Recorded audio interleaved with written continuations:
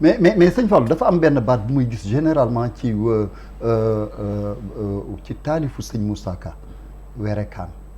waaw gis nga loolu nun la koy laaj nun ñoo xam werekaan. léegi nag werekaan ba ñu bëri xamuñu ko mais man xaw ma ko laaj naa ko waa académie wolof. da ngay fay nag. waaw mais émission la dimbali leen ñu rek. wax yomb de. non dimbali leen ñu rek émission la. émission la jàpp ci rek. nga werekaan mooy kuy wax ju jub te buñ doon seetub téere gaa yi ku ne wër téere mu toog fa mu toog di ko wax loo yër wax muy ubbi di wax te du yër werekaan mooy xëy di wax ba jant bi so te lu mu wax du ca dellu werekaan mooy wax ju am njariñ te lu mu wax doo ko belli di sànni. gis naa li nga wax. jëlal sëñ Moussa Ka werekaan la woon waaye di nga gis taaxuraan ke werekaan yi kaay leen nu way Cheikh Bamba ak waa këram dégg nga ko mooy ku xam wax ju rafet te man koo wax ju jub te mu yàgg te saa bu ñëwee nit ñi duñ doyal kooku mooy werekaan.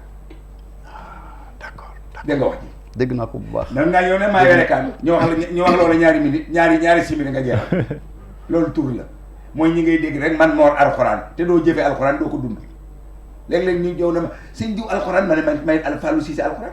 waaw alxuraan yoo xam ne doo ko jëfee soo ñu jëfee mu dëpp du looloo tudd alxuraan. dégg nga noonu la dinaa leen jox benn bayit boo xam ne bi sëñ Abdourahmane al Akhdari yu ma ko wax moom defe naa ne ni ma déggee nga firee werekaan noonu la Abdourahmane al Akhdari yu firee werekaan fasahatul mufrad an yaxlis min tanaafur xarabatin xulfin zukin.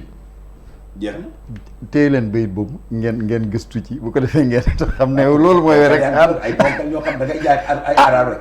déet foofu ñun dañoo ami arab ay arab. non jaayuma arab dama leen indil lu leen. wan ne yow nag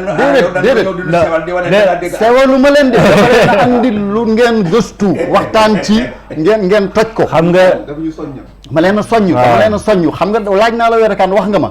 bi nga ma waxee gis naa ne bayit boobu mooy méngoog werekaan. ni nga waxee noonu la Abdourahmane al Akhdari yu waxee. kon maa ngi leen di sant bu baax bon léegi nag dama bëggoon ñu clôturer suñu njàngalekatu wolof bi nga xam ne bii